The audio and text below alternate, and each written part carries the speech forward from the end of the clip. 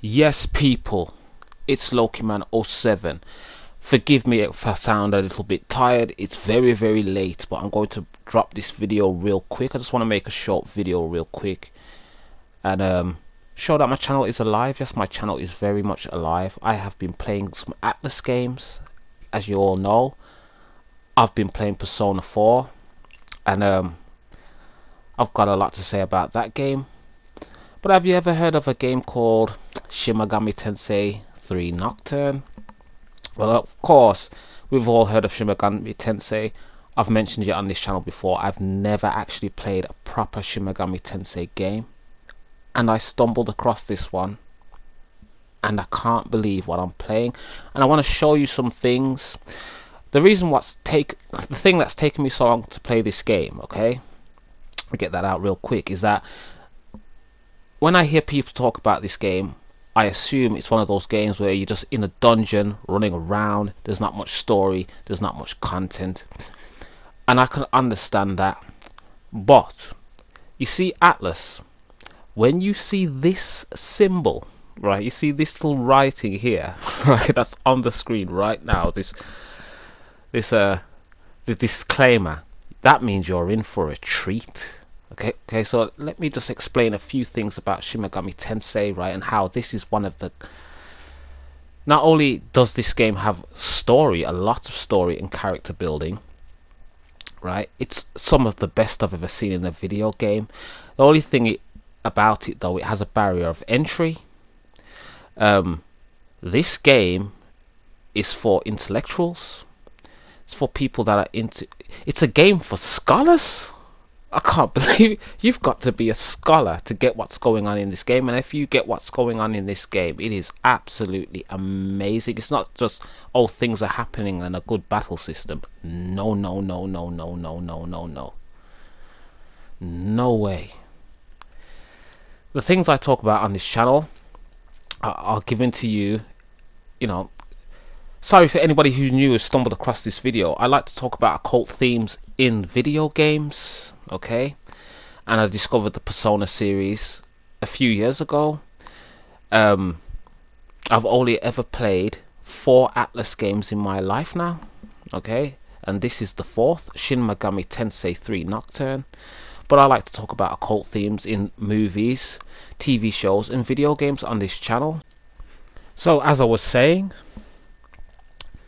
the things that I talk about on this channel, the allegories, are given to you absolutely directly, no holds barred, no argument in this game. Like, it's literally directly there, okay? And like I say, if you watch this channel, you'll know I'll talk about how video game developers use mythology and themes from human history, mythology, etc., and give them to you as visual art, okay? And this is some of the best of that I have ever witnessed, and the most direct, okay? This is not like a Persona game.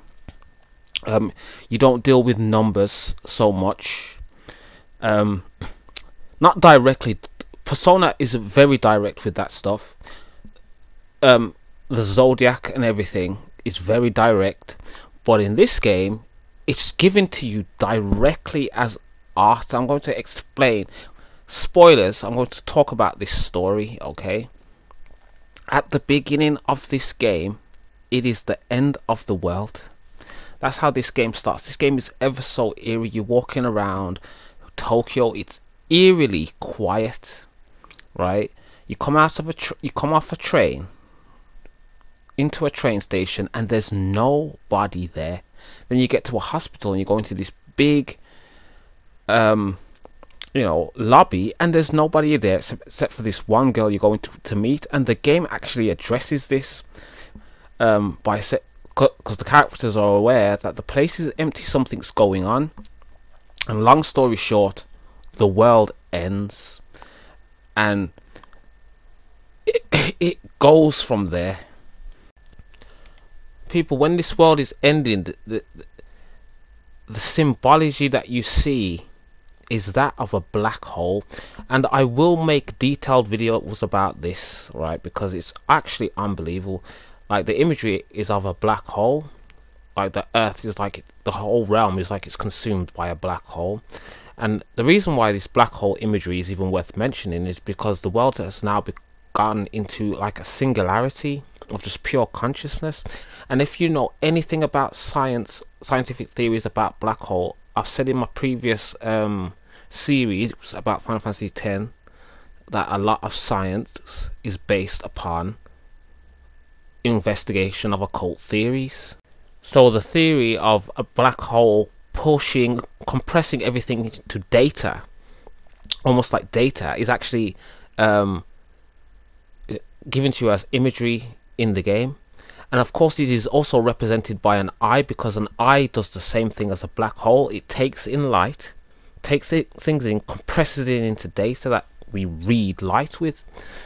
And as you can see, there's an eye in the sky symmetry, the same eye in the sky symbology like that you will see in games like Final Fantasy 9, to do with end of days, and the god that represents that, the god of time, Saturn. Now like I said, I would love to do an occult study of this game. It's absolutely unbelievable and go into all of these themes. But in this game, you came to this hospital to meet the maiden, and when this, I think her name is Yuki or something, but we're going to call her the maiden, right, because that's what that everyone ends up calling her.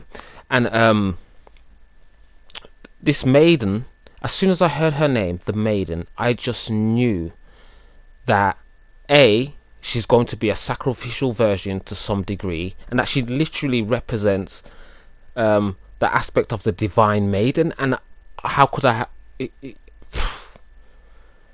this game does not play around. So people, like I said, this is going to be a quick short video, so I'm not going to go on my usual tangents. I'm going to say what I gotta say, and I will expand upon it in future videos. Okay, so for now you're just gonna have to take my word for it, but I will break this shit down, all right, in the future. But okay, the maiden, all that maiden means is virgin, right? That's it. It's literally the same meaning.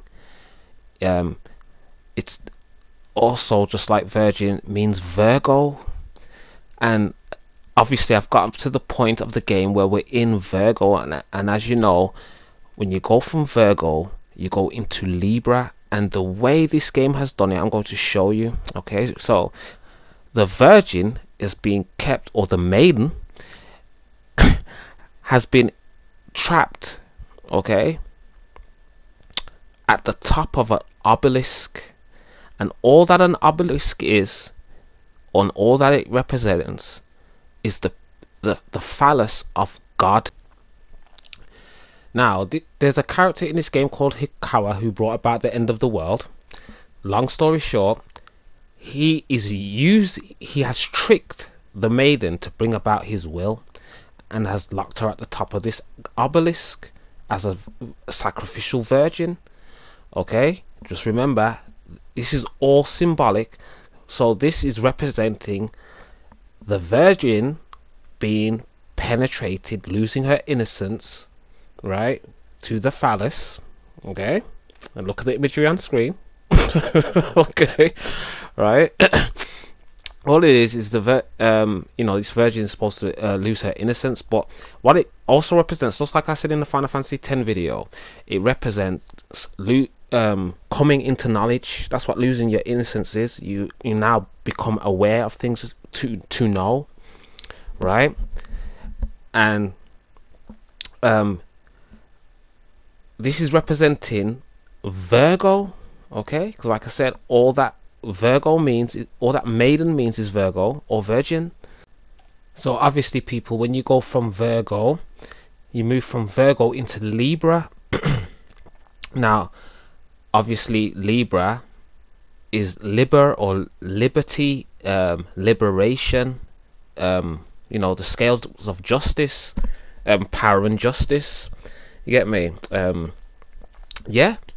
Let's listen to the character actually move through this, because it's very direct. I'm sure I can just play it and I don't need to say anything. So let's listen to these characters. Thank you.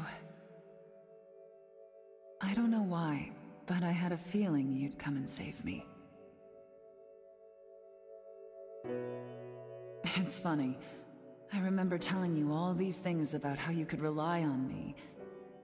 Yet here I am, relying on you instead. Turns out I'm completely powerless.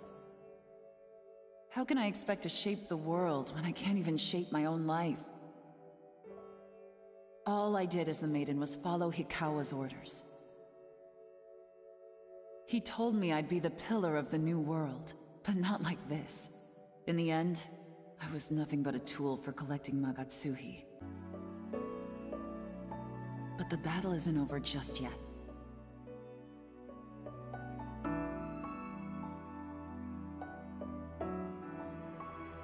The world is still being recreated. Its shape is not yet fixed. And I discovered a goddess who can set things right.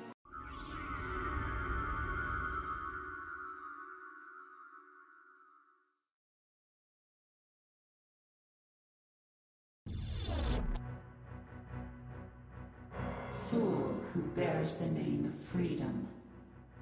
Under the light of liberty, your wrong shall be forgiven. I am Aradia. I have come from the far reaches of Amala. It is my duty to bestow freedom. Ask, and you shall be set free. So people, I had to cut that conversation a little bit short, of course, but yeah, it's that like most of the game is that blatant if you know what you're looking at. There's something really interesting about this game. This is the same people that wrote the modern Persona games. This is the same house that Catherine comes from. That most of the all of these heavy story character development games, this game is from the same game. I mean, from the same house, right? But the characters are so weird. It's like the whole game, everyone acts like they're there just for you. There's nothing seems to be organic. And you want to know something? That shit is on purpose. That shit's on purpose. This game plays like a dream. It doesn't play like it exists in the real world. It plays like everything is your own consciousness and aspects of your own consciousness, and the way the characters act, the way they you know, are just so surreal. It's like just go from one emotion to the next in a second and things like that. It's on purpose. They did that on purpose. They writ the characters like they're in a dream, and it's unbelievable, because I've actually heard people say that the character writing and stuff in this game isn't that good, and it's actually perfect. It's actually perfect. Or like I said, I will get into that in the future. I just wanted to bring up that maiden thing because I'm actually playing this game, and at this point I'm like, oh my god, I can't believe what I'm watching. Oh my god, I can't believe how good this game is. I think this game is a 10 out of 10 game. The only way this game cannot be a 10 out of 10 game is if I get to the end and somehow it's complete trash, and then it'll go down to a 9 or something, because it's a 10 out of 10 game. The battle system is amazing. It's very, very archaic. I would not recommend this game to 90% of gamers, 95% of gamers, unfortunately, because it's very, very archaic, and everything makes you have to think, and it can be frustrating, and there are puzzles that's gonna you know, hurt your brain a bit, right? People don't tend to like that stuff in games nowadays, modern games. That's what the developers say. That's modern stuff. That's so people, I guess people don't like that stuff. I love that stuff. Love it. I love like the game is actually challenging me, or you know, making me have to stop and think. Nothing. There's no guiding you in this game. You have to listen to the conversations to hear what you gotta do next. So if you sit there and you tap X, like some people tap X through, you know, because they can't be asked to read something or something, you're gonna miss something, right? This game requires attention. I like that type of stuff in games. I actually do. But people, this is just a short video. I've got more videos coming, of course. I've got a new season of videos to upload, and they're going to be coming within the next few weeks. I will be busy, so you know, I will space them out a bit because I ain't got time to do all the editing. I gotta go to work. I've got a lot of social things going on, so I'm sorry that my channel is very slow. But you know, keep a lookout if you find this type of stuff interesting, because I'm going to break this game down, right? But I gotta get through Persona 5, and the Alice video is coming, of course, and other stuff is coming, of course. Sorry, I meant Persona 4, not Persona 5. But yes, all those things are coming. Like I said, I got a new season of stuff to drop for this quarter. So people, peace.